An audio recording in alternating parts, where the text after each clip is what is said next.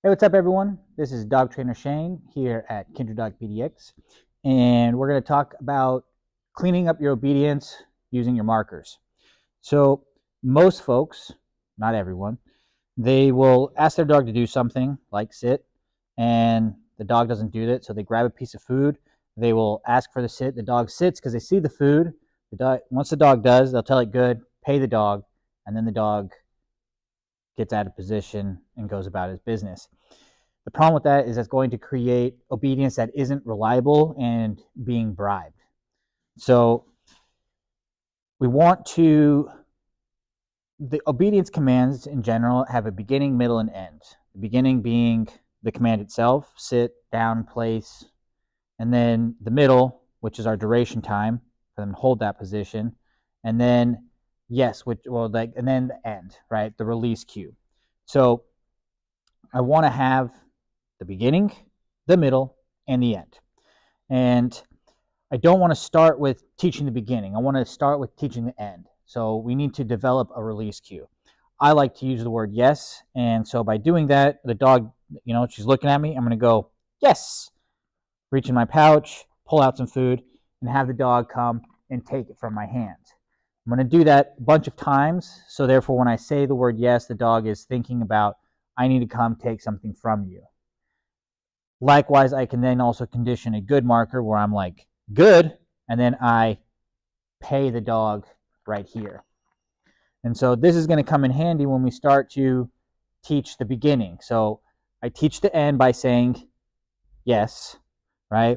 And then when I'm ready to start to teach the beginning of the command, I can, so before I start to name it, I'm just going to like guide the dog. I could use a food lure, but she wants to go onto the cot here because she knows it's valuable. She goes onto it. I'm going to go, yes. So she knows that getting on the board gets her paycheck. We do that enough times, she wants to go onto it like we saw right now. I can start to name it. So I'm going to be like, place. She gets on. Yes. So right now we've taught the beginning of place, right? She gets on the board, and also the end when it's time to come off. Next, I want to add the middle. So we're going to be like, place. Good. This is where I'm going to bring my food to her, and then we will follow it up with, yes. Come off and come take the food from me. This is what's going to help have clarity for the dog to know when the command is done, and also how long we want her to be on there. So by us telling her good means, hey, stay put. I'm going to bring a reward for you there. And I can increase this time, right? I can be like, good, pay, good, pay, good, pay. As time goes on, good, pay, good. Maybe I don't pay, but she's going to have the expectation that something is coming for her, right? Which I could then release her. But this is just the idea that there's a place. Got her on here. Good.